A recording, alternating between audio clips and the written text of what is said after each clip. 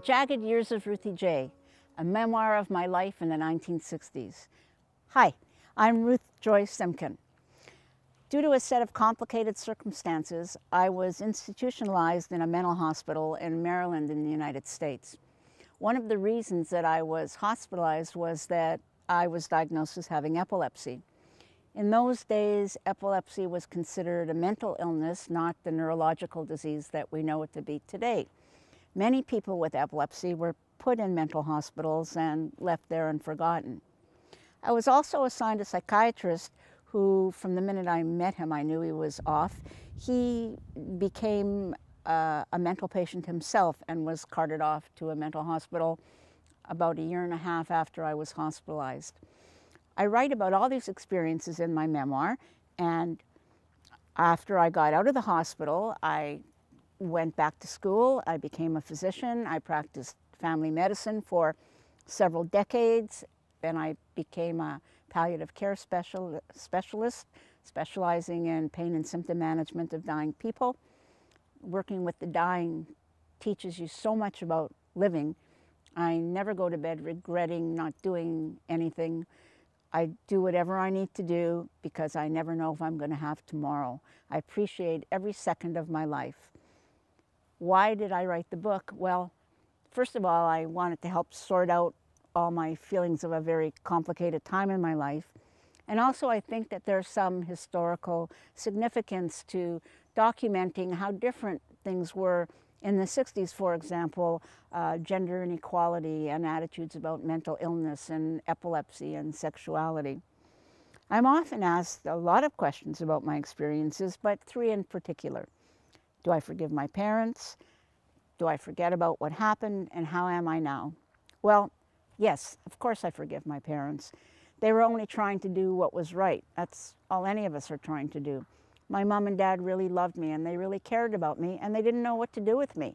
And the doctors said to them, if you really love your daughter, you'll leave her here with us. And they did.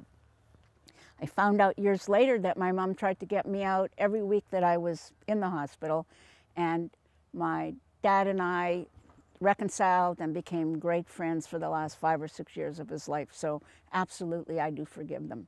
Do I ever forget about what happened to me? No, not really.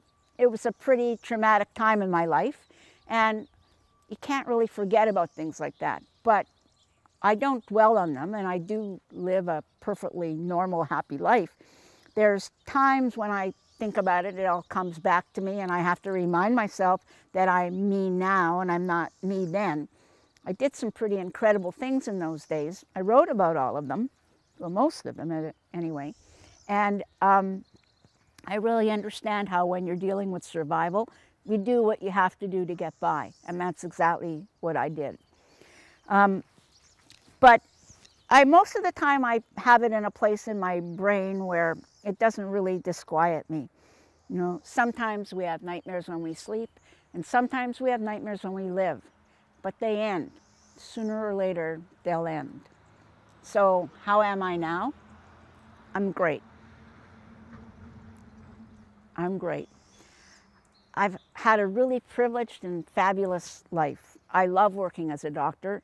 Treating patients is the biggest high I've ever experienced. Of all the highs I've ever had, many, definitely being a doctor is the best. I love practicing medicine, and I've been privileged to travel around the world, and I have a fabulous life now. I wouldn't wish what happened to me on anybody. It was pretty grim living through that. But I think the fact that I did has made me the person that I am today. I love the person that I've become, and I think I've become a lot stronger and certainly a better doctor because of my experiences. I found it really inspirational for me to write this book, and I hope that you find it inspirational as well.